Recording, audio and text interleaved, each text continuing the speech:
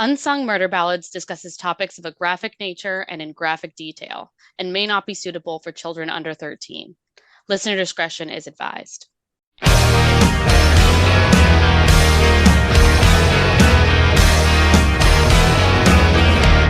Hey, everybody. Welcome back to Unsung Murder Ballads. This is episode number 25, the big 25. Woo! Yeah. So for something very special, we are going to do 3 short episodes tonight, 3 real quick cases. Even though each one of these deserves their own episode, we are going to just kind of pare that down to the meat and potatoes of those stories, and we're each going to present a different one. So this will be Jameson's second case and Joyous Dead's first case presentation. So they're going to celebrate that. Yes, that's going to be awesome. Yeah, it's as long as she doesn't, as long as her teeth doesn't chatter too much because she's nervous. Listen, yeah. Oh, you know me. I love once you make it past your first one, you're good. Yeah, we'll see. That sounds like a lot of things. God. All right, so tonight we're going to be covering the cases of Adam Walsh, Jacob Wetterling, and Jessica Lunsford. All 3 of these cases are significant in changing laws involving child predators. And so we're going to just cover those each. So the first case is going to be Jameson doing Adam Walsh. Take it away, Jameson. All right, let's go. Imagine being dragged to a department store by your mom to look at lamps of all things, and all of a sudden, you're one of the biggest talked about cases in history. This is the case of Adam Walsh. Adam Walsh was born on November 14th, 1974. On July 27th, 1981, Adam and his mom, Reve, went to the mall to look at lamps. They were on sale. Apparently, Reve really wanted to look at them. Apparently, that was a big thing back then. As a married man, I can say my wife looking at things like lamps are part of the bane of my existence. So I feel I'm so sorry. This might be a womanhood thing, but I simply must create my beautiful nest. I have been looking at lamps online. I'm sorry. Is that one of those you're getting older when moments? Yes. Or like Yes. what is that? 100%. Many kids would not want to sit there and look at lamps. Adam, kind of asked or made the point that he wanted to go play an Atari game that was on display in the store. So he had gone to his mom and said, I'm going to go play the Atari. And back then it wasn't really a big deal. And his mom was just like, yep, go ahead, go have fun, which is crazy to think. Yeah, Atari. Yeah, that's crazy. Well, yeah. Okay. Yes, Atari. Stone Ages. But like more of the, just go and have fun. No, but it was the 80s. I remember Atari when it came out. That was amazing back then. And it's sad. I know. I'm teasing you. I think what you're saying, right, is more like she let him go by himself. Right. And she was just like, yep, go have fun. Like, not a care in the world. So that hit me big. I was like, wow, okay, definitely a different time. When Reve had returned to see where Adam was and what he was doing, Adam had disappeared. Apparently, there had been a scuffle that broke out between the kids that were at the Atari. They were all arguing about whose turn it was and, who was going to play next. And one of the managers had asked everybody, all the kids, to leave. They're just like, nope, you got to go. Can't have this in our store. Which Adam was part of that group. Right. But right there, think about that. Like, how irresponsible of anybody to just kick a bunch of kids out of the store without at least first finding their parents. Yeah. Yikes. Like especially like a little kid. Yeah, that's what I'm saying. Like if they're teenagers, sure. But either way, it should have been, are you here with your parents? If they said no, okay, there's the door. But if they said yes, then it's okay. And you get the loudspeaker and you're like, Reve Walsh to the desk, whatever.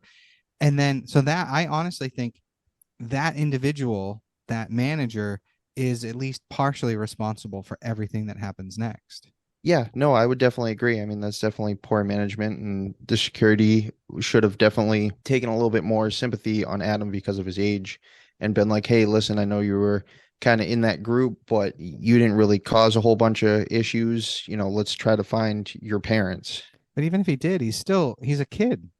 Right. You don't just turn a kid out in the street. So it was later said by Adam's parents that Adam may have been too shy to say anything to the security guard, as far as, hey, I don't know where I'm going or anything like that, or too scared to speak up on any point. So, unable to find Adam in the toy section or the display area where the games were, Reve started to search the whole rest of the department store looking for Adam. And after 90 minutes not being able to find him. That is so long. Oh, Yeah, but I- imagine searching a department store for your kid, hoping and praying he's gone. 90 minutes. I mean, yeah, it's long, but it would probably take that long to do a thorough search. yeah. Yeah, I mean, that's true. It's scary to think about. That's all. Yeah, no, I agree. Now, during this search, Reve runs into her mother-in-law, Jean, who joins the search for Adam. Now it's more than one person looking for him, so hopefully, they're thinking, okay, maybe with more people, it'll have a little bit better outcome. Unfortunately, by 1:55, which is the time it was after the 90 minutes, no sign of Adam, so Reve called the police. On August 10th, a severed head was found in a drainage canal near the Florida Turnpike, about 130 miles from Hollywood. That's crazy.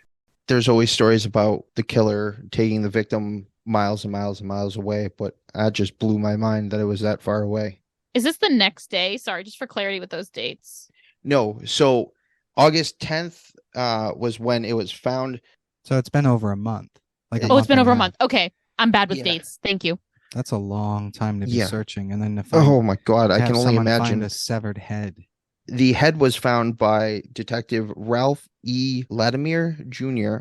and another deputy from the Indian River County Sheriff's Office. The Indian River and Lucy County Sheriff's Office had searched the canal, searching for the rest of the body. On August 11th, Reve and her husband, John, appeared on national TV saying that they hoped that Adam was still alive and they offered up a $100,000 reward for his safe return. So they did that before they knew they found the head. Correct. Wow. Oh, no, I'm sorry. It was the day after. So August 11th, the head was found on the 10th.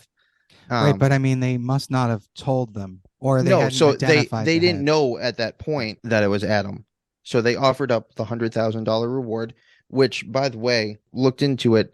That $100,000 reward is equivalent to about $300,000 in 2021. Wow. That's a lot of money. Think about it. At that point, you don't care about money. You just want your kid back safe. No, I agree with it. If I certainly had that money, I would pay that to get not only any of my children back, but any of my friends' children back. But it's still a lot of money. Like, impressive that they could come up with it. That's not only that, but think about the idea of if you knew someone who was bragging or even you thought might have been involved in that kind of money will get you to talk. 100%. Yeah, most definitely. Yeah, that's or what I mean. Turn somebody else in that you heard talking about it. That's what I mean right there. Like, you would turn in someone for that money, which is obviously the point. So soon after the Reve and John press conference on TV, the remains were identified as Adam's, with the cause of death being asphyxiation. There we go. I can talk. It was also determined that Adam had been dead a couple days before the head was discovered. So they kept him alive. Absolutely mind-blowing. I didn't know what to say or what to think when I read that. I was like, oh my God. Yeah, that means he went through quite a bit, I'm gonna guess. Oh my God, that just chills my bones. Unfortunately, the rest of the body was never recovered. I had read something that said, I believe it was alligator season or something along those lines in that area. So it was not safe, or they weren't able to get a clear search of the area to try to find the rest of the body. Yeah, I mean, Florida, summer, alligators, yeah, that's they're going to be very active. And if a body was thrown in there, I mean, I'm surprised they found the head, if that's the case. Yeah. Exactly. Yep. Now, this one I found interesting. I was thinking of final ceremonies and things like that, but the head would be kept in the morgue until the closure of the case in 2008. Whoa. So that's you're talking think about that. Really long time. 20 years? 20 something years? 25, yeah. Wow. That is nuts. So after some investigation, It was determined that Adam was abducted by a drifter by the name of Otis Toole near the front exterior of the Sears after Adam was told to leave by the security. So Adam was in a strange, unfamiliar area that he didn't know, and this drifter just comes by and abducts him. So, side note, Otis Toole, he was involved with another serial killer who was known as the Confession Killer. Yes. Are you gonna talk so about I, that? I have a little bit on it, but yeah, they definitely come into play together quite a bit down the road. Okay, then I'll let you finish before I go on about Otis because I'm curious to see where you're gonna go with it. So go ahead. We all make the cliche nowadays because, we're living in a much more screwed up society and, everybody jokes, don't go into the van with the candy. But apparently Adam was lured into Toole's 1971 white Cadillac with promises of toys and candy. He said, "Hey kid, come over here. I got toys and candy and everything you could possibly want." Well, the sad part is I know you say we've all heard that story, but there's truth to that story. Definitely. No, I mean it's got to come from somewhere. Exactly. But And this is when it becomes started. the running joke now that, we're not a whole lot, but a little bit smarter as a society. Right. I was a kid when all this was going on, and that was when they started the code word, where if someone pulled up in a car and said, "Hey, something happened to your mom. She told me to come get you," you had a code word. Right. That was prior to this. We didn't have that. So I remember distinctly hitting a period in the 80s where suddenly that was a big thing. So, and I'm sure this was part of that. So Toole proceeded to drive on Interstate 95 towards his home in Jacksonville. According to Toole, Adam was very cooperative and very easy to deal with. But as they continued to drive and they continued to move towards Jacksonville, Adam started to panic. He started to freak out. Toole, being the jackass he is, because of Adam's change in behavior, Toole decides he's just going to punch him in the face. Yeah, and Toole wasn't the smartest. Apparently not. He just figured, blunt force abuse would shut him up, I guess. I don't know. Clearly, he's never had kids. Yeah, yeah. He's aptly named Toole. Yeah. Yes, living up to that. After punching him in the face, as you would think, things got worse, and Adam started to cry and freak out even more. Toole decides that's enough of that and just wallops him unconscious, just beats him to the point where he's out. And he's doing it while he's driving. Oh, he's doing it while he's driving. Yeah, he's still driving and kicking the crap out of the kid, which is absurd. Well, it is Florida, so he probably looked normal. While Adam was out cold, Toole drove on Florida Turnpike towards a deserted service road that was located near the northwest Lucille County. Realizing Adam was still breathing, Toole strangled Adam to death with a seatbelt and then dragged him out of the car and decapitated him with a machete. Wow. What the fuck is wrong with this guy? Seriously. A lot. Yeah, Otis Toole, I actually know quite a bit about his backstory, but we'll wait for that. Toole had claimed to have taken the rest of the body and incinerated it in a refrigerator back in Jacksonville. He got home and decided that he was just going to burn the rest of the body. Ugh. Weird. Yeah, weird and sick and desperate. And well, he's angry enough to throw the head away, but leaves the body in the car. Yeah, weird. I hate it. Weird. Yeah. Well, here's where things get a little sick here. Toole claimed that he wanted to make Adam his adopted son, but came to the conclusion that it wasn't feasible. Well, yeah. That's fucked. Yeah.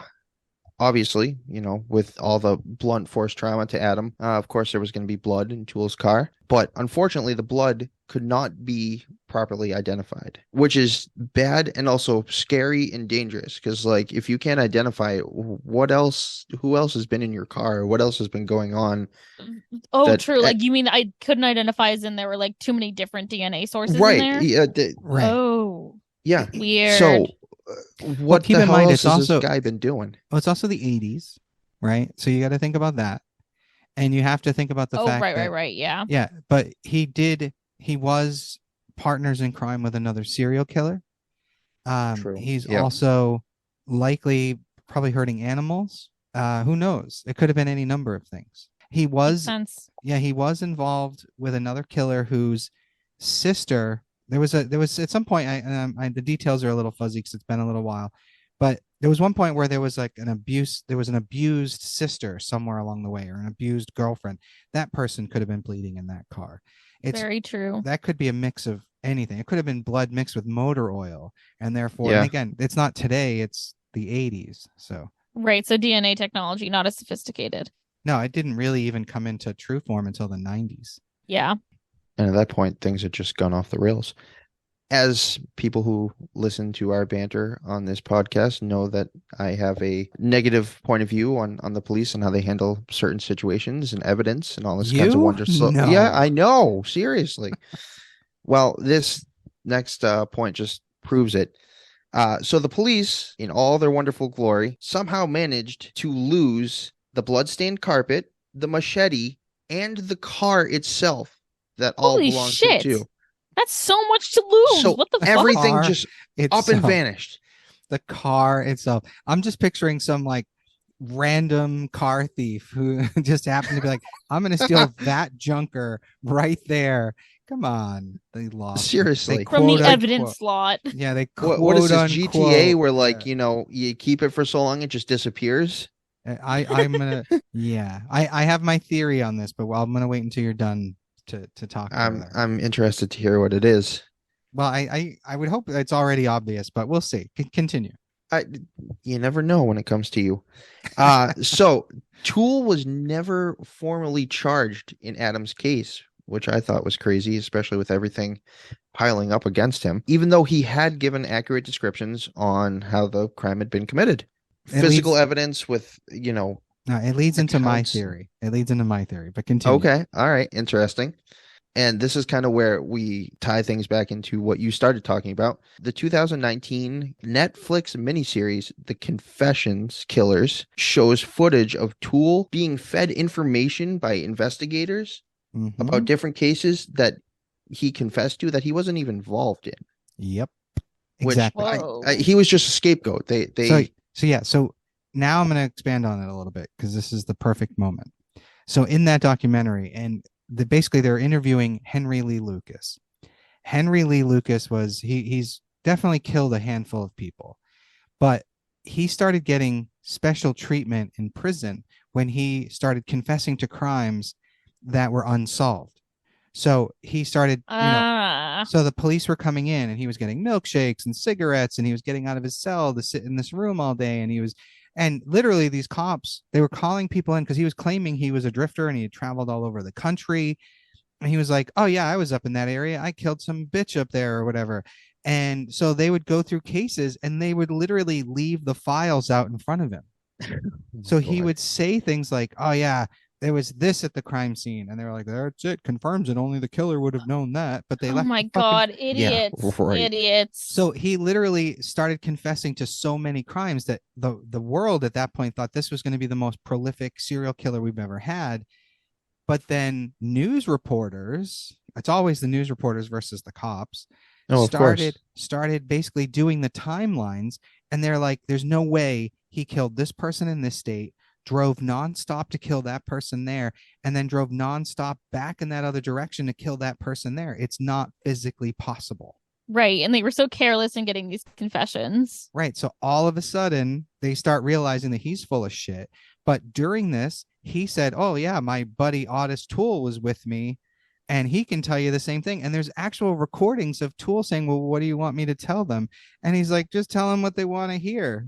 So right, like if he's getting better conditions for it, it totally makes sense. Exactly. So there's a lot of speculation that Toole did not kill Adam Walsh, but he's the one they're pinning it on. Right. And that's why there's no car, because there was no car. Do you see what I mean? Like they took his car, there was no evidence, so they lost the car, that kind of thing. Now, oh yeah, they lost it on purpose. Exactly. So come on, that's such severe negligence. It's so bad. And that's why, like, the whole time you're talking, like, I understand why they wanted Otis Toole for this. I don't think Otis Toole did it. And I'm pretty sure John Walsh, Adam Walsh's father, doesn't think Otis Toole did it. But I could be wrong about that. But anyway, rant over. you can take over your story again. So, in September of 1996, Toole died in prison at the age of 49 while he was serving sentences for other crimes. Later, Toole's niece told John Walsh that Toole had confessed to Adam's murder at his deathbed, but it was later found that his confession was unreliable because Toole, along with convicted serial killer friend Henry Lee Lucas, were known for confessing to crimes and homicides and things upwards of 200 that they had nothing to do with. Exactly. So, it's the boys that cried wolf 200 times. For milkshakes and cigarettes.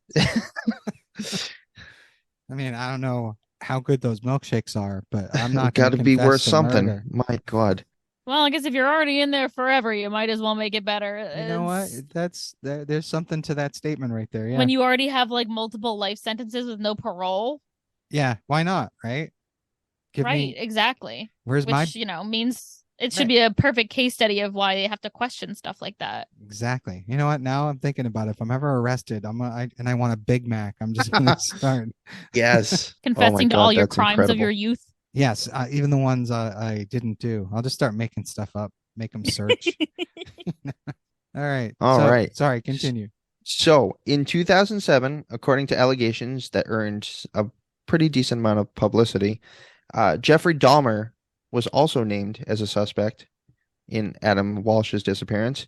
After being arrested in 1991 for killing more than a dozen boys and men, Dahmer was living in Miami Beach at the time and was put at the scene or the area by several eyewitnesses. When interviewed in 1992, Dahmer had this to say about what was going on in the Walsh case.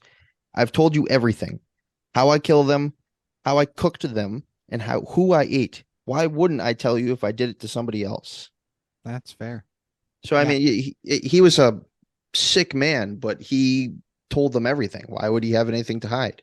Yeah, and Dahmer wanted men his own age or younger as like a companion that didn't want, like, you know what I mean? He kept them as like living dummies, or, killed them, but kept them in his apartment. So a child doesn't fit his MO.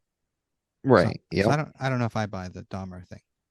No, and I think it was, just the publicity and the, oh my God, we know that name. He must have been involved. Yeah, it's so high profile. That makes sense.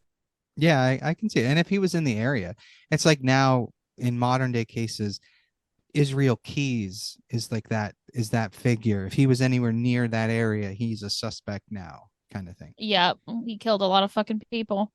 And he traveled a lot. Yeah, he did. Yeah, he was all over the place. Jeez. So I can see where they would want to link Dahmer to that, especially if it closed it in such a high profile way. Yeah, that would have been something if that had actually been the case. But on December 16th, 2008, Hollywood Police Chief Chad Wagner, along with his friend John, present, announced that the case was officially closed. After an external review of the case, police were now announced that they were satisfied, in fact, with Toole being the murderer. Mm-hmm. Idiots. Idiots. That is the case of Adam Walsh. There is some aftermath and some legacy that this case did leave behind that I would like to cover. All right, hit us with it. All right. In 1984, Congress passed the Missing Children's Assistance Act, due in part to the Walsh's advocacy for their son and for other missing children. And that in turn helped form the National Center for Missing and Exploited Children, which I thought was very helpful. Yeah, that's huge. That's one of the biggest. Massive, yeah. Yeah. The Code Adam Project, which helps other lost children in department stores or other public areas, that was formed because of Adam. Wow. Yeah, that's really important. Yeah, I see those stickers pretty much everywhere when I go out. So that's definitely something that's huge. It's national. And finally, Congress passed the Adam Walsh Child Protection and Safety Act on July 25th, 2006. The bill institutes that a national database of convicted child molesters and violent offenders, that their penalties would increase for violence against children and offenses against children. Mm-hmm. which I thought was great. I think we had talked about that on a couple cases, not particularly about children, but in general of increasing sentences and things like that for really heinous stuff that these criminals do. And to protect the children, I think is really important. So I thought Right. that was really good. That act also helped be able to roll child predators and anyone who conspires with them. It helped roll that into like RICO cases, so that if you're a trafficker, even though you yourself didn't do anything, you are now part of that, conspiracy and RICO case. So they can go after traffickers the way they go after the mob. So that was also huge. That is massive. That's a really big deal. Now, I did have a couple final points here as far Okay. as the societal impact it had, because, things definitely changed after Adam's case. Oh yeah. It definitely created a bunch of petrified parents. You think? Gone are the days of carefree play dates and just go ahead and go out and do this and go wherever you want. That's all gone. Parents want to know where the kids are going, who they're with, what time they'll be home, the whole 9 yards. Yeah, microchips under your skin. Yeah, no, I'm kidding. Yeah, this is like you can see the slow creation of helicopter parents like this. Yes, absolutely.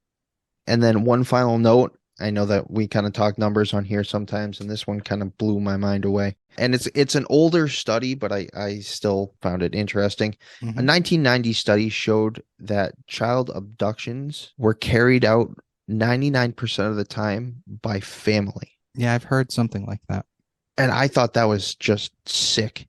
Well, It is. it's the same is true of things like sexual assault. Yeah. That most people think like you get sexually assaulted by a random stranger because you're walking alone at night or because you're dressed a certain way or all sorts of these things, when the vast majority of the time you're assaulted by someone you know. Yeah, because they have like means and opportunity in a way Yep. that a stranger does not. A Well, they also stranger, have trust too, I'm sure. well, that too, Mhm. but just imagine the circumstances that have to be in place for a stranger to do that to you. They have to be in the right place at the right time, where you have to be in the wrong place at the wrong time and completely unprepared for it. Mhm. Whereas doing it to someone who lives in your home with you or whose home you visit regularly means an opportunity are there. And that is everything I have on the Adam Walsh case. Thoughts, questions, concerns? So I remember growing up in the 80s when this happened. And I distinctly remember there was a movie called Adam that came out at the time. I think it aired multiple times over the years. And after each airing, and it was a movie based loosely on the Adam Walsh case, but after they aired every time it aired, they would show pictures and descriptions of missing children, and they had a hotline where you could call in with tips to find missing children. Oh, and wow. and I don't know the exact numbers, but I do remember hearing later that a good percentage of the kids that were shown on there were actually found and recovered Oh, no because way. of that. That's awesome. Yeah, and That's amazing. and it was one of the things that led to America's Most Wanted, which was John Walsh, the father of Adam. He became the host of. Yep. But one really interesting thing is there was an American rapper who was one of those children that was shown at the end of that was recovered. No way. Yeah, he was, Wow. as a child, he was taken by his stepfather, and after that aired and someone saw him, they recognized him and reported it, and he was taken and given back to his mother as a baby, and he would grow up to be this rapper. That's pretty impressive. Yeah, Wow. so that's pretty awesome. That was one of those like famous moments when that came out. So that's just awesome. So yeah, Adam Walsh case is one of the most significant child abduction, child murder cases in our country's history. I mean, that started all these laws, I think. Yeah, that's really impressive. I love to see the system's working. When it works, it's nice to see it. It's almost, Exactly. Yep. and it's sad to say it that way, because just imagine going to your faucet and turning the thing and no water coming out, and then when water finally does come out, you celebrate. No, That's for what real, it feels but- like, but in reality, it should work every fucking time. Right, it should. Right. I mean, that would be nice, wouldn't it? All right. So the next case we're going to be covering, that I'm going to be presenting, is Jacob Wetterling. So Jacob Wetterling was born on February 17th, 1978. When Jacob was 11, he was living in St. Joseph, Minnesota. And on October 22nd, 1989, He, his 10-year-old brother Trevor, and an 11-year-old friend named Aaron had taken their bikes and ridden to a video rental store to rent a movie for the night. On their way home, a man wearing a cap mat, like a stocking cap mask, and holding a gun just emerged from one of the driveways. He ordered the boys to throw down their bikes into a ditch on the side of the road. And he then told them to lay face down on the ground. He started asking the boys, each of the boys, what's your age? How old are you? How old are you? How old are you? And when Trevor, the youngest, said he was 10, and this is Jacob's brother, the man said, run into those woods and don't look back or I'll shoot you. Oh my God. Holy shit. Yeah, so this 10-year-old is now running through the woods, fucking scared for his life. The man then told Jacob and Aaron, the last two boys that were still there, to show him their faces. And at which point, that's not good. Yeah, and at which point he told Aaron to run into the woods, don't look back, or he'd shoot him. So now it's just Jacob. And this is the last time anyone would see Jacob alive. Oh. Upon arriving home, the two boys, Aaron and Trevor, immediately told their parents what happened, and they called the police. However, aside from finding their bikes, there was no trace of Jacob. So as police began their investigation into Jacob's disappearance, they realized how similar his case was to a different case that had happened 9 months earlier. I'm going to apologize in advance for this because I'm probably going to butcher this kid's last name, but I'm only going to try to say it once.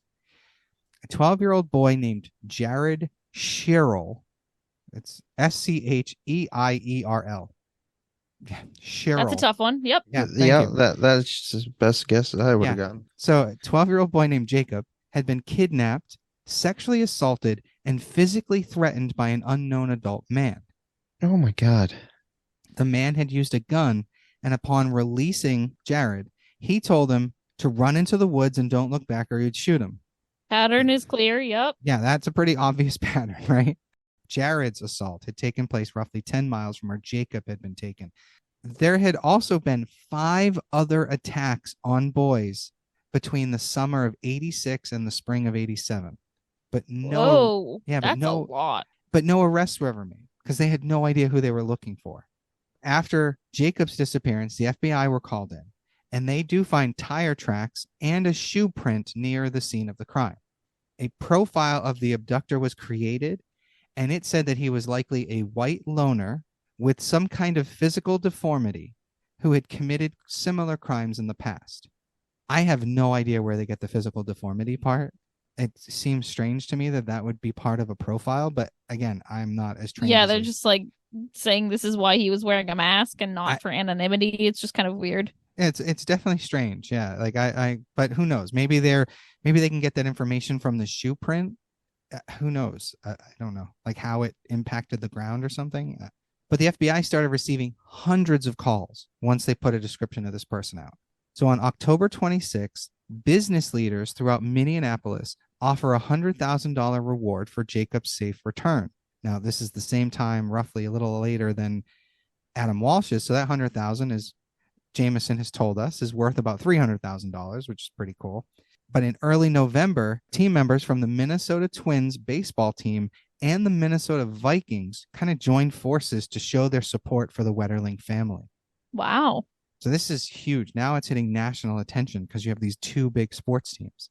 A sketch is released of the man the boys described, and employees of the video store where the boys had gone to rent the video report that they saw someone fitting that description that night, just standing there glaring at customers. Oh, weird. Right. And it's weird because like you'd think that maybe you should call the police when something like that happens, but then maybe you wouldn't. I don't know. So the efforts of the police lead them to interview a man by the name of Danny Heinrich on December 16th, 1989. He lived 30 miles from where Jacob was taken, and he denied any knowledge of the abductions of either Jacob or Jared. In mid-January, police interview Heinrich further, and he gives them his tennis shoes and a hair sample, as well as the rear tires from his 1982 Ford hatchback. Damn, he's really complying. Yeah, he's like, take whatever you want. Now, keep in mind, this is 1989, and DNA technology is not nearly as advanced. So hair was considered a strong source of comparison, even though we've discussed in previous episodes, you're really just putting two things under a microscope that God help you trying to find similarities or differences. Right. Well, hair is also a good place to get DNA from if we're, looking for a DNA source. Right. And even maybe, if it's not very sophisticated. I was gonna say maybe in 89 that was the case. So maybe. It's tough to say. It's right on the line of things switching over heavily. Mm-hmm. So police learned that during the time of Jared's abduction, Heinrich had owned a 1987 Mercury Topaz, and that he had bought the Ford hatchback in March of 89. So on January 16th of 90, now keep in mind, years have passed here. So January 16th of 1990, the police gained access to a car similar to Heinrich's Topaz, and they asked Jared to sit inside it to determine if it reminded him of the car he had been abducted in.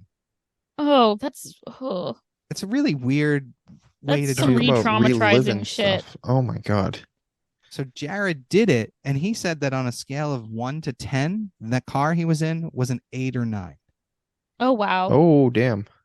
So on January 24th, 1990, police search Heinrich's home, and they find 2 police scanners, a list of scanner frequencies, and a trunk full of photos of children. Creepy. Whoa. Yeah, they don't go into the details on what was in those photos, just that he had the photos. Yeah, we hate it. Heinrich actually complained that the police taking the photos, like he complained against them taking the photos from him, trying to argue that there was no good reason for them to do so. And police said their reasoning was that they felt the photos, quote, just didn't look right, unquote. Yeah. Yeah. So again, yeah, obviously it wasn't child pornography, but they're like, fuck you, you don't get to keep these. So they're like, this is weird enough, dude. I'm sorry, we're repossessing these. Yeah, good luck remembering these in your head for your spank bank, asshole. Ugh, disgusting. Oh God. So police were not able to find enough evidence on Heinrich to charge him with Jacob's abduction, but they did arrest him in connection to Jared's abduction and assault. Sadly, he was later released without officially being charged because they just didn't have enough. And things went cold for a long time. In October of 2015, police get a DNA match from Jared's case now that technology has finally caught up. We've literally jumped from like 91 to 2015. Holy crud. Wow. They finally get a DNA match, and it's Danny Heinrich. Oh, go figure. Fucking course it is. Of course it is. However, due to the statute of limitations on those I fucking hate a statute of limitations. No. Oh, don't get me started. Heinrich is not charged with anything involving Jared's sexual assault. Oh my God. Yep. But this did give them a search warrant that had been issued for his home, and police would find child pornography, and he was arrested on October 28th, 2015. Well, I'm glad they fucking got him for something. Something, finally. Now, Heinrich decided to cooperate with police as part of a plea deal, and he does lead them to Jacob Wetterling's burial site. 24 years later or something. Yeah. Jacob's clothing and remains were found near Painesville, Minnesota, about 30 miles from where Jacob had been taken, but only a short distance from where Heinrich was living at the time. Ew. Heinrich said that he had handcuffed Jacob, taken him into a gravel pit, sexually assaulted him, killed him, and buried his body. Ew, God damn it. That's so fucking awful. Heinrich said that he had been able to avoid detection due to the fact that he had police scanners that he was listening to. He also said that he returned to the burial site about a year later because some of Jacob's clothing had become visible, and he decided to move the body. A year later. Nasty. Gross. Oh, awful. As part of his plea deal, Heinrich was not charged with Jacob's murder. What the fuck? Yeah. So oh my God, no. Instead, they got him for 25 counts of federal child pornography charges. He was sentenced. Which I hope has a worse sentence. I was going to say, what does that carry? He was sentenced to 20 years. That's it. But the plea deal did allow for state authorities to seek his civil commitment as a sexual predator at the end of his prison term, which could prevent him from ever going free. So 20 That years. doesn't feel like enough. No, 20 years in 2015, this guy was already old. He's not getting out. True. That's a good point. Now, here's something interesting, being from where we're from. In January of 2017, Heinrich was transferred to the Federal Medical Center in Devens, a prison in Massachusetts, to serve his 20-year sentence. Yeah, Ew. this motherfucker's here. Fool. I know, right? We could potentially get to him if we really wanted Oh to. God, wouldn't that be creepy? For the record, I don't want to be anywhere near that motherfucker. I'm not advocating anyone do that. Field trip. Right? That'd be one hell of a field trip. One of us would have to stay behind to do the last final podcast on what we just did. Oh, Lord. So the legacy of Jacob Wetterling after the fact isn't quite as long and extensive as Adam Walsh's. But 4 months after Jacob went missing, his parents, Jerry and Patty Wetterling, did form the Jacob Wetterling Foundation, an advocacy group for children's safety. In 1994, the federal Jacob Wetterling Act was passed. It was the first law to institute a state sex offender registry. Oh, that's awesome. Well, that was the first? That was the first. This was the first state to do it. Wow. And in 2008, the very foundation started by Jacob's parents became the Jacob Wetterling Resource Center and carried on their work to educate the public about who takes children, how they do it, and what each of us can do to stop it. So it's a good place to go for resources on how to protect your children and what to look for. That's very impressive. Good. And that is the case of Jacob Wetterling. Very short one on my part tonight. I like it, though. Very impactful. Very informative. That poor kid, though. Like, holy shit. And the fact that they had the guy but couldn't do anything for 20 years. Yeah. That's insane. All right, Joyous, you ready? Bam, bam, I bam. am ready. First All right. time. I wish I had like a horn button, like do do do do do do.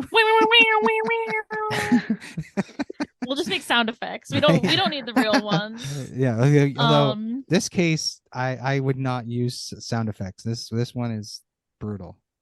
So. No, definitely not. And I don't know if we said it earlier in the episode, so I'll just say it again.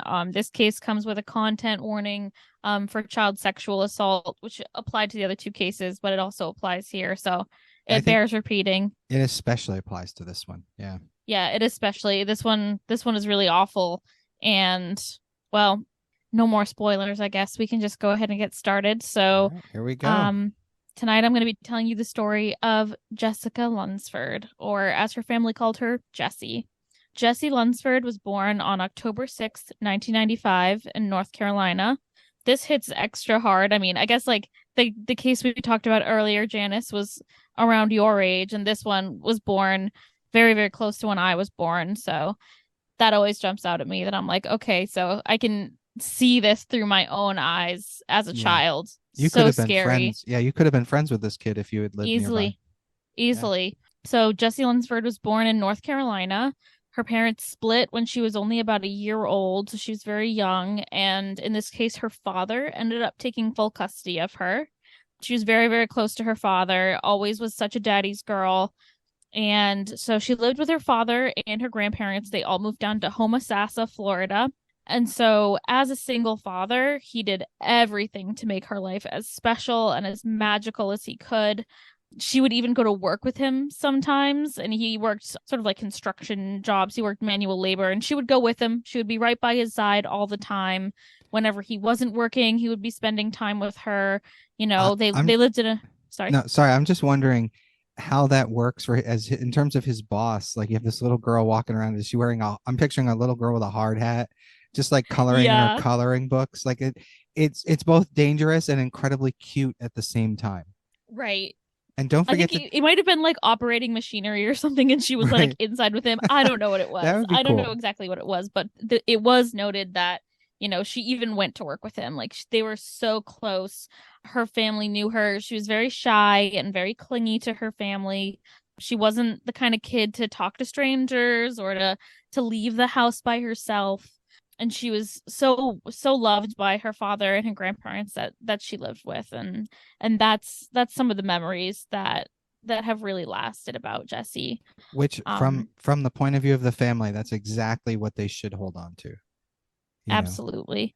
That she was a sweet girl. She loved all of her stuffed animals. She had a bed full of them. I like to think about those memories. It's nice.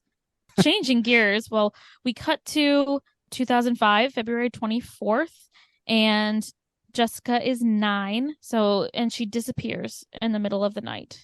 So her father, Mark Lunsford, had come home from his girlfriend's house. He had spent the night there, and he was starting to get ready for his day at work when he hears Jessie's alarm going off in her room.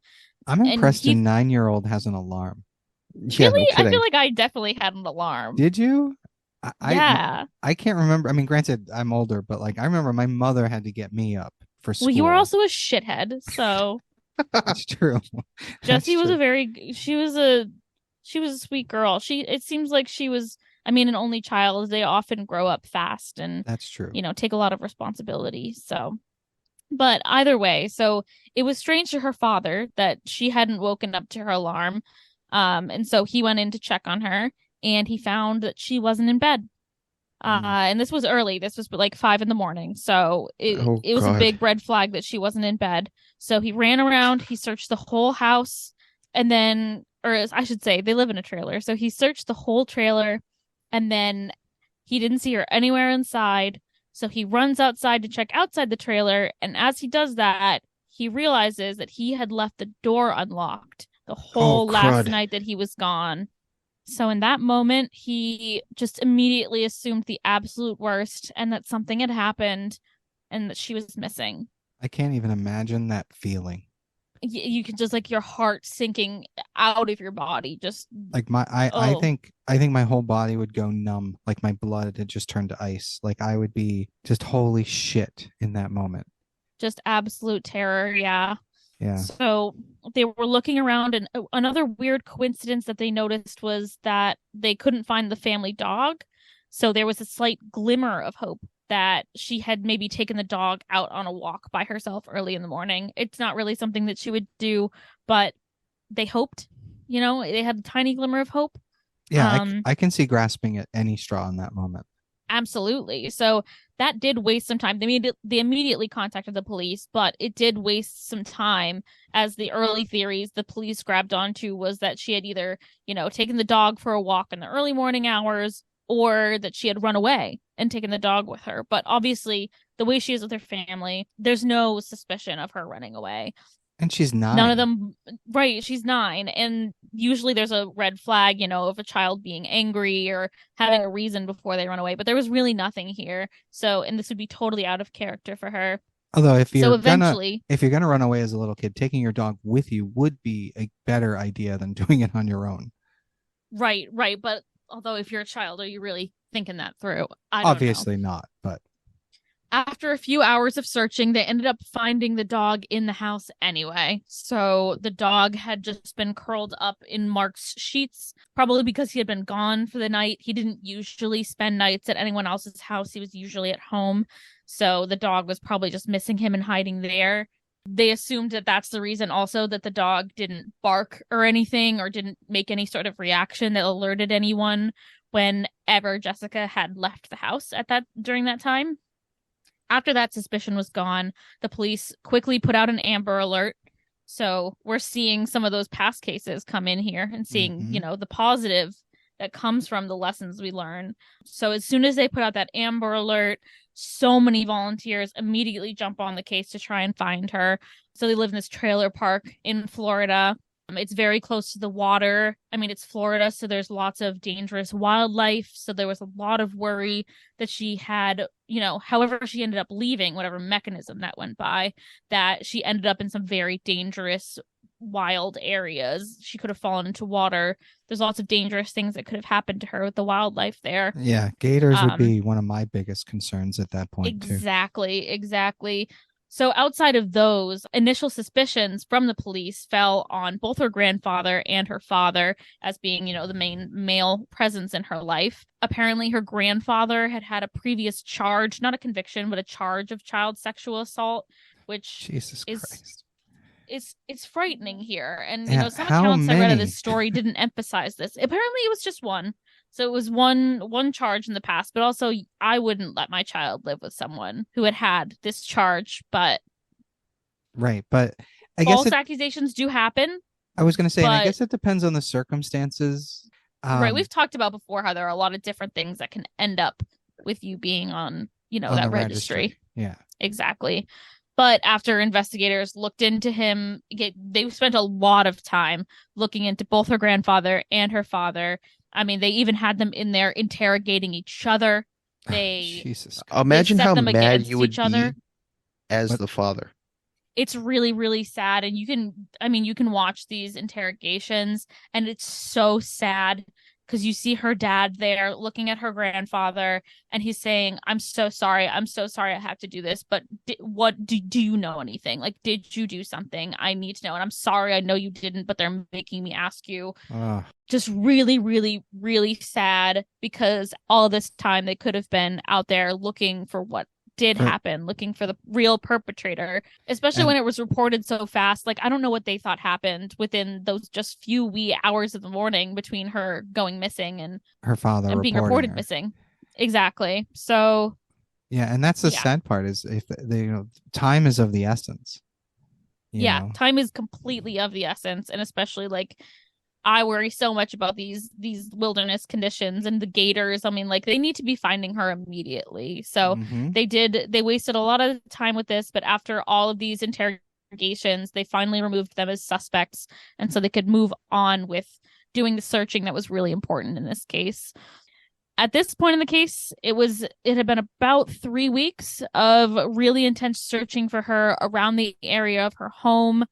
So they started really intensifying the search, because they were hitting a breaking point of if she was not taken, if she's in the wild by herself, then we need to search for her now, or she will pass away, being by herself. Exposure, animals. Right. Exactly. There's just no way she could survive by herself.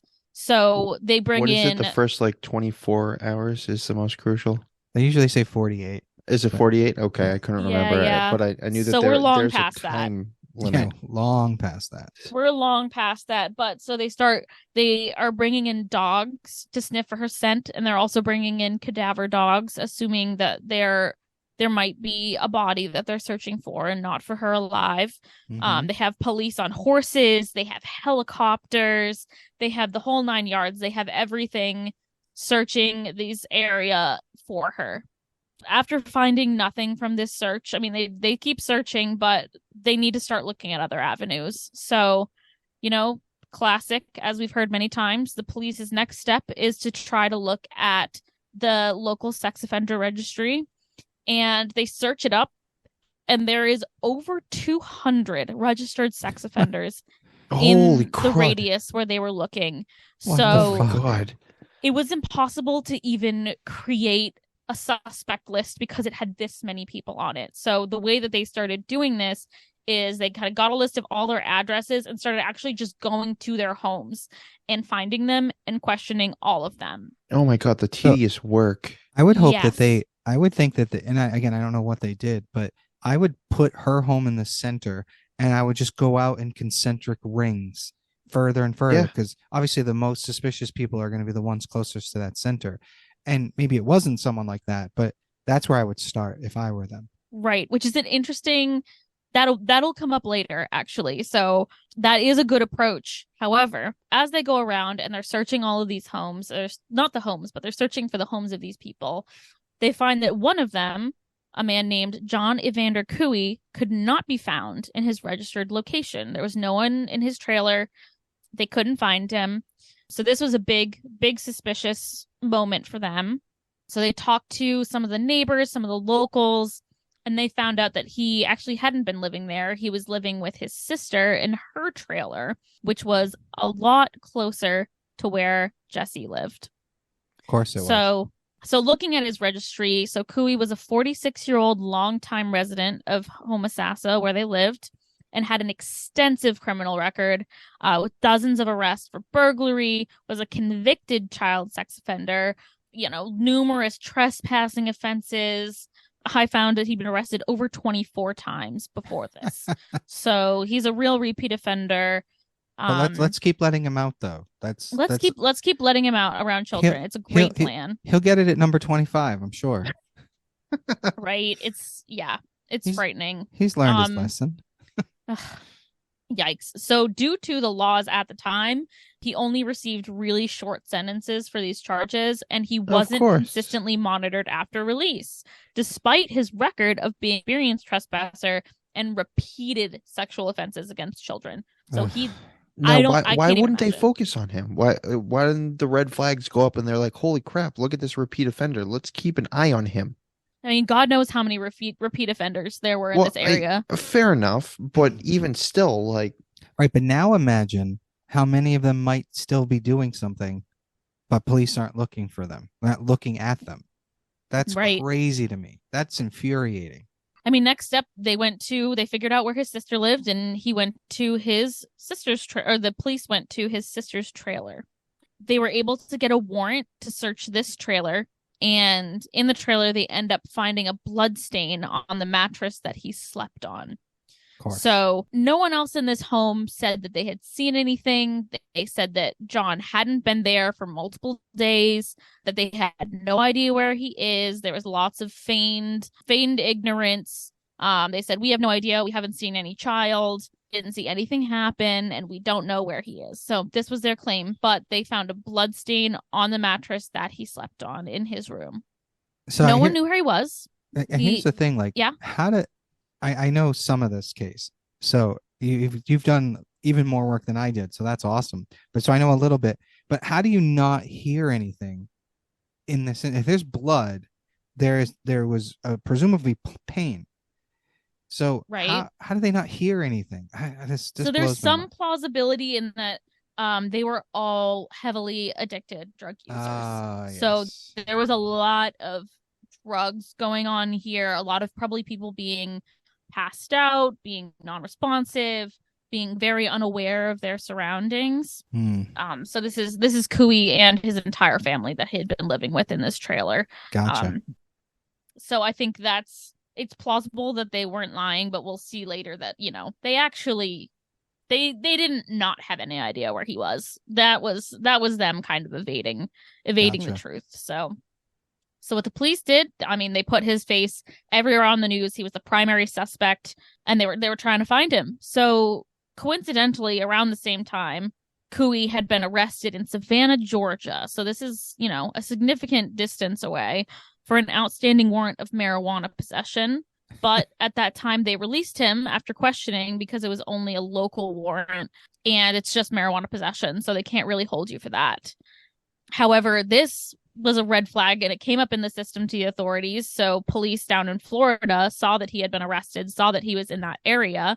So they went up there as soon as possible. On March 12th, Cooey was arrested. So March 12th, Jessie went missing on February 24th. So this is just a few weeks later.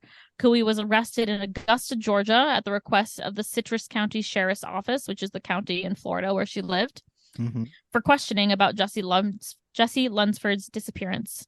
Because he was located so close, because his criminal record was there, and because of the suspicious blood stain. Cooey stated that he did not have anything to do with the 9-year-old's disappearance. He had moved to Georgia to find a job, and he had only heard about the case from television news. Suspicious because wouldn't he have seen his own face? Right, yeah. I heard about it, but I somehow missed that section where I saw my face, and, I would have called you had I seen that. Yeah. Right, my own name clearly on there. So yeah, it's very suspicious and very stupid. I mean, with that, they didn't have solid enough evidence to keep him. So they actually released him from police custody after being interviewed. Wow. If I were him, I'd have gotten the hell out of there. Just saying. Once you're free, man, I would run as quick as possible. That's what I'm saying. I'd have been gone if I were him. Guilty or not, I'd have just disappeared. Right. Well, yeah, I mean, the ignorance of the police. Yeah, you need to run away. But... quickly they got back the information from the forensic analysis of the blood on the mattress, and they found both Cooey's and Lunsford's DNA on this mattress. Boy, yeah. So that is enough to arrest and hold him. So on March 17th, just a few days later, Cooey was arrested and charged with the murder of Jessica Lunsford, and then he was transported back to Citrus County in Florida. That's awesome. On the very next day, Cooey made an audio recorded and videotaped confession to having kidnapped, raped, and murdered Jessie. Oh, crud. Oh my God. Horrifying. And he gives a lot of detail here. He's in his confession, he talks about how he had previously seen Jessie playing in her yard, and he thought that she was about 6 years old. So thought she was even younger That's than just she is. nasty. It's Wow. really fucking nasty. Piece of shit. So his story of what happened is that on the night of the abduction, his intention had just been to burglarize the Lunsford's home. They must have had the nicer trailer in the neighborhood, and he intended to just go in there, as he had many times, steal some things to sell, to buy more drugs with. So when he Wow. did break into the trailer, he made a little bit too much noise. Jessie woke up, she opened her door and saw him there. Then there was a witness to his burglary, so he told her, "Don't yell," and then tells her to walk out of the house and not make any noise. Which is She's crazy. a shy girl. She's obviously terrified, so she just follows him out of the house. I understand that she's scared and she's young, especially because the dog isn't barking. And that's Mhm. the circumstances of that are just awful. Awful. Right? And like she's trying to choose between dangers of yelling and dangers of just going. Yeah, like she doesn't, I mean, what, you don't know what to do. You could start yelling, but before anyone can come to your rescue, this guy could kill you.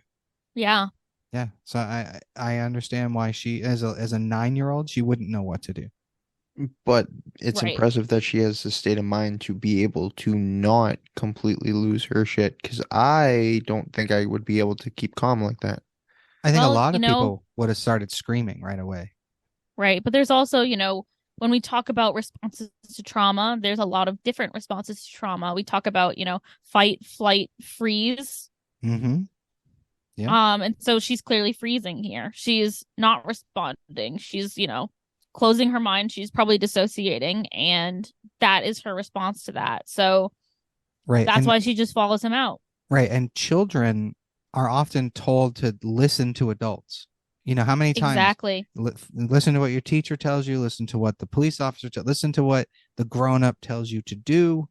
So it's conditioned. And if she was as good a kid as, you described, she would do what the grown-up told her to do and not recognize Exactly. the stranger danger. Yeah.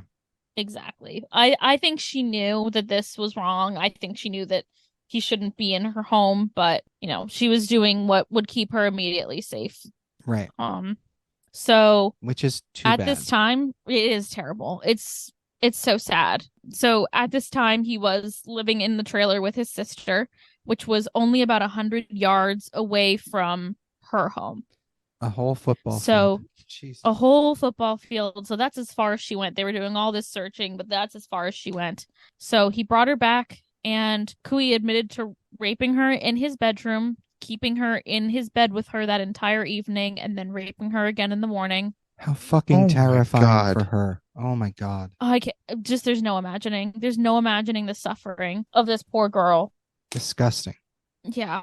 So in the morning, he tells her to hide in his closet, orders her to remain there as he reports for work at Billy's truck lot, which he said he didn't have a job. So he actually just left the trailer to go fuck off the whole day. Probably get high or essentially. something. Yeah. Yeah, to probably go find more drugs and, figure out what the fuck to do with what he just did. Because he didn't intend to do this, but he clearly fucking did it. This continued for a few days. He would leave during the day. He would come back, alter at night. Multiple And then days. Multiple days of this. Wow. What the fuck? Horrifying. Yeah. So while police are interrogating the grandfather and the father, All this heinous stuff is going on. She's 100 yards away. She's 100 yards away, alive, and Alive. being absolutely terrorized. Yeah, but Horrifying. But police, their blinders are on. I mean, I understand you have to clear the family members, but you should also assign, I don't know, one of the other officers to canvass the area. I don't. Right. Fucking police. Right, man. which like one of the things you mentioned earlier of like, oh, shouldn't you check the places closest? So they wouldn't have had this address registered as the home of a registered sex offender because this That's isn't true. where he technically lived. They wouldn't have already known to look there, which is, a confounding variable there. Right, but while you're searching the area for the missing girl, maybe, I don't know, knock on a few doors. Well, we can talk You're about that gonna in a get little to bit as that. well. Okay. We'll get to that.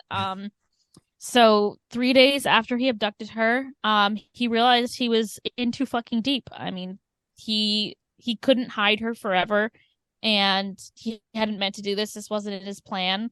So he decides to kill her. He told her to get into 2 garbage bags, and he said he was going to take her home. So she gets in, and he instead buried her alive behind the trailer. Oh, dear Fucking- God. Buries her alive in garbage bags. Fucking ridiculous. Yeah. And I'm just picturing this scared little girl stepping into these garbage bags on her own. Yep. Oh, fucking awful. Fucking awful. To The next day, to quote you, Joyous, horrific. horrific. That's like your Horrific. catchphrase. Horrific. Is that my catchphrase? I don't mean to interrupt this, but someone did tell us that each of us have a catchphrase. Like a listener Yep. pointed this out. You say either horrific or that's horrific. Jameson says holy crud a lot. And I'm always going idiots, idiots, idiots. It's idiots. So the next day after this confession, police found her body. They found it buried in the plastic bag in the hole, and it was covered with leaves. They removed her body and they transported it to the coroner's office, where they found that it had already undergone moderate to severe decomposition. So, I mean, it's Florida, so it's yeah. warm. These are Wow, the conditions where it's a lot of these things. It's Florida. According to the publicly released autopsy reports, she had poked 2 fingers through the bags to try and prevent herself from suffocating, to try and get some air in there, but quickly passed away. And they found that the 2 fingers she had poked through the bag had fully skeletonized in just that amount of time. Oh my God. Wow. So sad. And just So such a disturbing sight. so unnecessary. So unnecessary. The coroner ruled that her death would have happened within 2 to 3 minutes. Wow. So there's no good way to die. I'm glad that it at least happened quickly. Not that doesn't mean it's still a horrible way to die, but Yeah, but at least it's not incredibly painful. yeah, and it's not like you're buried alive for a long time, like losing your mind from the terror. Right. You're not in a coffin where you have hours, or days or whatever I don't know how long it takes to, die if you're buried in a coffin, but at least she's not set on fire. She's not being tortured, Right. so Yeah. We've seen lots of horrors happen.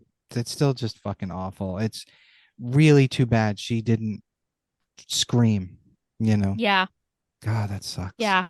So, yeah, speaking of that, after they discovered her body there, Kui's sister finally stated that a week beforehand she had given Kui money for a bus ticket, and that he had called her to say that he had moved to Savannah, Georgia. So she lied about not having any idea where he was. Mm-hmm. Additionally, she and the other residents of the trailer claimed that they had never seen Jesse at the house or noticed anything strange from Kui's room, and they said he hasn't used it since he was last there. During his confession, one of the things that the police realized is that the first time that they had looked in that trailer, his sister had just let them in to go look before they had a warrant. Mm-hmm. But so they hadn't looked thoroughly. They basically took a look in each room. And so the first time they had looked there, she was actually still there, hiding in silence in the closet. No. She was my alive. God. Fucking ridiculous. And had she just even made a noise? Oh, if she had said Had she something made or a made noise, some had kind of they thought to open a closet? I mean, I don't know if they would have been allowed to Right. without a warrant, or if the family would have allowed that. I mean, it sounds like they probably would have, because I don't think the family knew that she was in there. Yeah, it doesn't sound like the sister or whoever knew she was in there, and I think if the police have asked you permission to look, search your house, I don't think opening a closet door is any less Invasive. a violation of your privacy, Right. than opening a bedroom door. So I don't know. It just sucks. Fucking police. It really, really sucks. This So- poor girl. Yeah. So on June 30th, 2006, a judge rules that all of Cooey's confession was actually inadmissible in court. Inadmissible. Because What? when it was recorded, the police had not granted Cooey's request for a lawyer. So the confession was invalid and unreliable because they did not give his request for a lawyer, which they should have. Mm-hmm. Everyone has a right to representation, and also they should know better than to interrogate somebody knowing that that confession won't be admissible in court. Wow. It's fucked. Extremely fucked. Yeah. Wow. However, they still had all of the other evidence. So despite Cooey's objections, the trial court ruled that all of the evidence that was collected after the confession, which included recovering her body, and incriminated statements that he had made to investigators after his confession. So all of that would be admitted in the court case. Well, that's good. So the trial was actually moved. So it started off in the county where they lived, and it was moved to Miami after the officials couldn't find an impartial jury where the trial was scheduled to be held. So they had to move to sort of a bigger jurisdiction. Which makes sense. It makes sense. Yeah. All the locals would have been searching for her and couldn't possibly be an impartial jury. Yeah. I mean, let's be honest. I would have, if that happened near my house, I'd have been, if I were on the jury, I'd have been like, death. Oh, yeah. Yeah. Most definitely. Yeah. On March 7th, 2007, a year later, Cooey was found guilty of all charges in relation to Lunsford's death, including first-degree murder, kidnapping, burglary with assault or battery upon any person, and capital sexual battery. Good.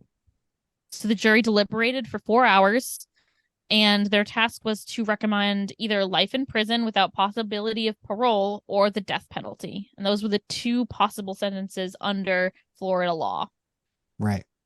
A week later, after all that deliberation, the jury recommended that he be put to death. Good.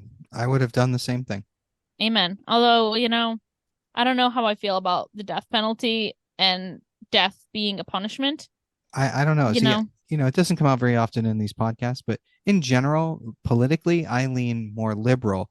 But in this instance, where it comes to the death penalty, I lean more conservative in that if you've murdered someone, you've given up your right to exist. You've taken away someone else's life. And if it's proven beyond a reasonable doubt, I'm all for it, especially when it applies to children. So that's where I'm 100% a staunch believer in the death penalty under those circumstances. So I guess I see it from a very different perspective of I don't see letting someone live as merciful. I think letting them die is merciful in that case when they deserve to suffer. They deserve punishment. I don't disagree with you, but I don't necessarily think that it's a punishment to continue to exist in a prison just because, like it could be. Yes, like you might very have fair. Yeah, like you just adapt to a new way of life. And yeah, you don't get to go out, you don't get to do all those great things, but come on, some prisons aren't that bad. And I don't know where this guy would have ended up, So that's my take on it. I just think, you know what, you're a waste of air. We're getting rid of That's you. a good point. Yeah, I see your point there. Yeah, it's a tough issue to, think on all sides of. It is. And I can't say that my way of thinking is always going to be 100% accurate. Like, there are people wrongfully convicted. So yeah, my way is maybe not the 100% best way, but you know what? I'm sorry. If you've taken the rights away from someone else, their life, or I honestly think rape is near as bad as murder. So for me, I really think that the death penalty should be there for that as well. And I may be more extreme. And I know a lot of people who think I am for that. But especially when it applies to children, no, you've given that up. You don't deserve to be here. I agree on that count for sure. Sorry. I know that it's definitely, situational for me for a lot of it.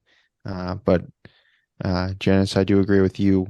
Something as heinous as crimes like that against children should not be tolerated, and you forfeit everything, and you should have to pay the ultimate price. Yeah, and you're just not worth the money to feed you. No. Amen. True. It costs a lot of money to feed someone in prison. It costs a lot of taxpayer dollars. Exactly. So you know what? Just get rid of him in my mind. But regardless, regardless, interesting tangent. the results of this case. So after they recommended he be put to death, the case was appealed to the Florida Supreme Court. Of course. Appeals always happen when it comes to death penalty stuff.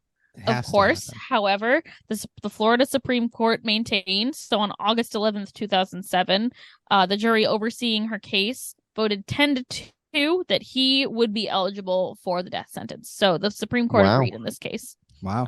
Good. The defense attempted to argue that Cooey had suffered from a lifetime of emotional abuse and that he had a below normal IQ. So we've seen this before. They're going.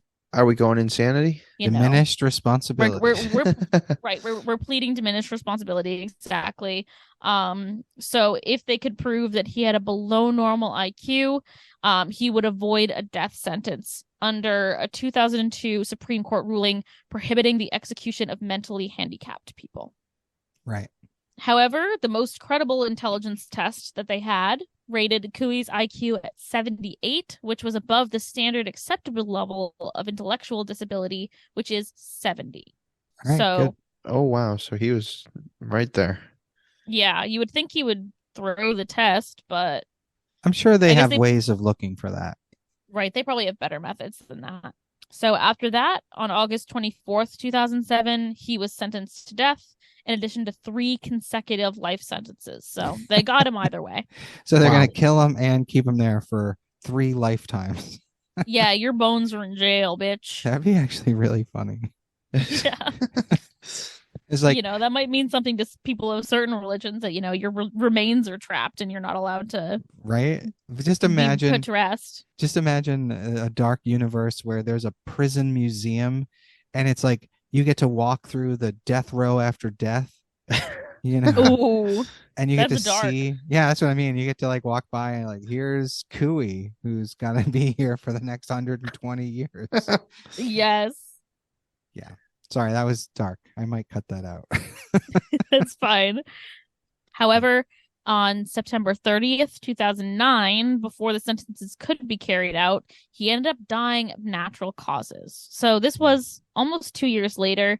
It takes a long time of the waiting list or death row, I guess, waiting to get your death sentence. And in some ways, I think it should, just to make sure that someone isn't wrongfully convicted. Exactly. It gives a chance for people to appeal, for new evidence to come out. It's a good thing that it takes a while. It is. And it sucks because some people really do deserve to go right away, but it's there for a reason. Yeah, exactly. That is the case of Jesse Lunsford. So Jessica's father, Mark Lunsford, he was relentless in pursuit of justice for his daughter. He pursued new legislation to provide more stringent tracking of released sex offenders. It was called the Jessica Lunsford Act, and obviously was named after her. And it required tighter restrictions on sex offenders, such as wearing electronic tracking devices, and increased prison sentences for convicted sex offenders. So he was coming at them hard. Good. Yeah, it needed to be. Now, Jessica's law refers to similar reform acts initiated by other states. So it's basically taking what's been done before and taking it a couple steps further. On February 19th of 2008, almost 3 years to the day after her kidnapping, Jessica's father was presented by Jacksonville, Florida lawyers in a pre-trial brief filed against Citrus County, their sheriff's office, and the Department of Law Enforcement of Florida. After receiving notice of the pending suit, the Citrus County Sheriff Jeff Dawson stated that he believed that the case was baseless, that there was only one person in the world that should be held responsible for Jesse's death, and that was John Cooey. So basically, he's like, our police officers you shouldn't be suing us, is what he's saying. Interesting. Following complaints by Citrus County residents that the pending litigation was being pursued out of greed. So Mark Lunsford and a Jacksonville-based attorney, Eric Block and Mark Gelman, held a news conference in Jacksonville where it stated that none of that was true, and it wasn't about the money, it was about change. And some of the people had even stated that had he been a better father, she would have still been alive. Oh, that is fucking low. Yeah. It's also, how conspiracy theorists go. Oh Yeah, my I mean they're God. awful, and they jump onto these cases of great tragedy, and they Mhm. make it worse for the people who are suffering. Yeah. So Lunsford stated, like Mark Lunsford stated, that the changes were needed in procedures and policies. He kept kind of stating that over and over again. It wasn't about the money. They just needed to change these things. There was a 2011 documentary called Jesse's Dad that goes over not only Jessica's case, but Mark's pursuit of justice and change. So I tried looking that up when I heard about it, but I couldn't find it on any of the streaming services. But there is something out there that I guess followed him around as he was trying to make these changes, which is kind of awesome. Wow, that's amazing. Unfortunately, Mark passed away in January of 2020 after a long battle with cancer. Oh, So all of these cases, all three of these cases, help push through the three strikes laws for felons. So to explain that law, if you commit three felonies, that's it. You're in jail for the rest of your life. You forfeit all your rights.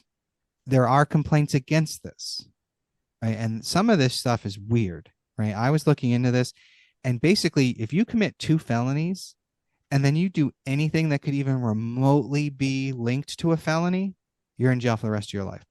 There's a case where some guy had committed two felonies and he was out and he was hungry and he literally stole a piece of pizza. And after he was caught, he went to jail for the rest of his life. So there's a lot of weird stuff involving this law where the complaints go the other way, that it's too harsh. right. I mean, in certain things, I mean, I just had to Google what is a felony, like which things are felonies. Mm-hmm. Looks like I don't know. I'm looking at, I'm not exactly on a Yeah, legal website, I was going to say, but I'm you're not just a doing law a quick scholar. Google and I'm Right. thinking, so drug abuse violations, Right. That's a felony. I don't think you should be in prison for life for your own suffering with addiction. Agreed, but yet that's how it is. They believe that that's supposed to act as a deterrent to keep you from using, and then generally that applies to hard drugs, not marijuana. But No, even still, so, I mean, if you're struggling with addiction, what you need is rehabilitation. You don't need prison, and it doesn't make the world a better place for you to be locked up. I mean, there's but there are people that would argue the other way on that. That there are, and I'm not agreeing with them, but there are people who would argue that you've wasted your life, therefore get out of our way. And unfortunately, these laws are in place because of people like that.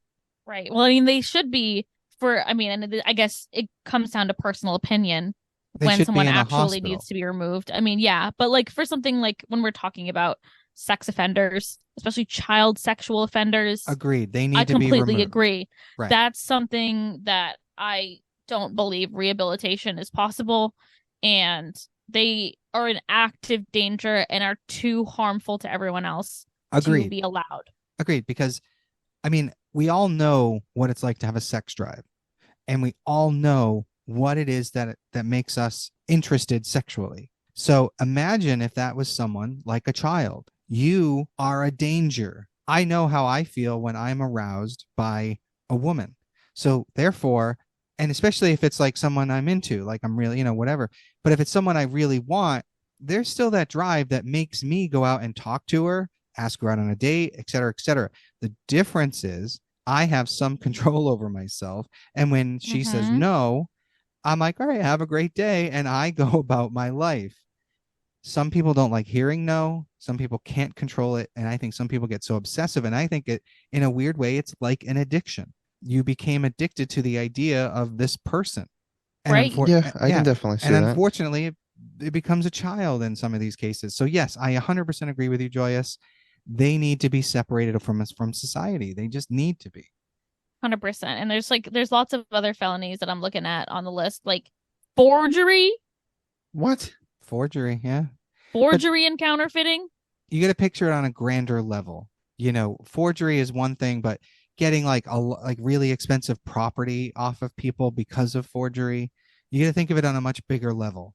Right, this is true. And like some of these things here, but it's things like burglary, which, I have personal thoughts about, property crime, but again, yeah. Now imagine going to the jail for the rest of your life because you did that 3 times or did one of those each 3 times.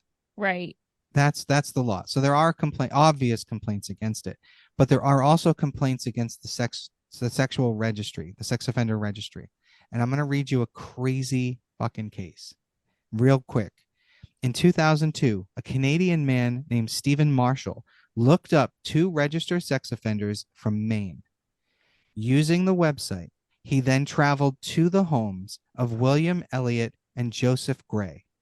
Marshall shot and killed both men before abandoning his vehicle and taking a bus to Boston. When police caught up to the bus, Marshall shot himself in the head to avoid capture.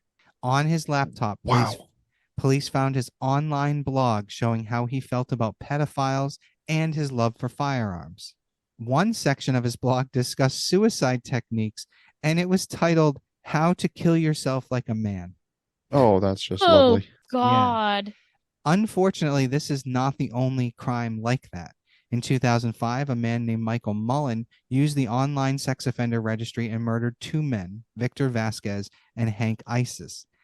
Mullen impersonated an FBI agent and spoke with the men about their crimes before determining that they deserved to die before killing them. Now, that's calculated. Holy crap. Yeah. Now, these online registries are still in place, and many argue they're needed to keep the community safe. I myself am one of them. I would like, I like to know where people are and are not, For sure. But according to certain data, there is no evidence that the registries do anything to stop the crimes, but it does allow people to know who and how many sex offenders live and work in their area. So it's not really stopping the crimes, but we at least know where they are. Right. So, and I think it's important in the investigations too. Agreed. So that's what I mean. Like, certainly the police should know, but does the public really need to know? And again, I like it because for me, like, there was a time I was living in a town here in Massachusetts, and I had went on just to look up because I just moved to the area. I looked it up, and there were like 6 sex offenders living in the same house, and it's probably a halfway house. Crud. Yeah, that would make sense. But it's one of those things, like, I'm glad to know that. Like, every time I drove past that street, I was like, oh, that's the street. So, like, but it's good to know, because if you're going to move to the area with kids, that's good to know, that sort of thing. So I think it needs to stay in place, but I can see where it can be abused. Right. So yeah, so let's I guess we'll wrap this up. Thank you guys for all joining us for our 25th episode. Woo! Yeah, thanks to you two for joining in and participating and presenting. That was awesome. And actually, it was quite enjoyable. Yeah, I had fun this time. We should do this stuff more often. Yeah, it was fun to tell a story. Yeah, and the listeners at home, give us your feedback at at our socials, Unsung Murder Ballads on both Facebook and Instagram as well. You can email us at unsungmurderballads@outlook.com. Let us know what you thought of that. Let us know what we can do to improve. I think we should definitely do this more often and mix it up a little bit. And maybe if we each did a case, we'd be able to get more cases out there. So if more people are suggesting stuff, and if you guys want to hear more stuff, we can get to it quicker, because then we'll have the 3 of us being able to present different things. If we can schedule it to make the recordings, there's no reason we couldn't put out more than 1 episode a week. Yeah. That's obviously up to our schedules. But yeah, so excellent. Thanks, guys, for joining us. My name is Janus Dead. I'm Jameson Dead. And I'm Joyous Dead. And we'll see you guys next week. Bye.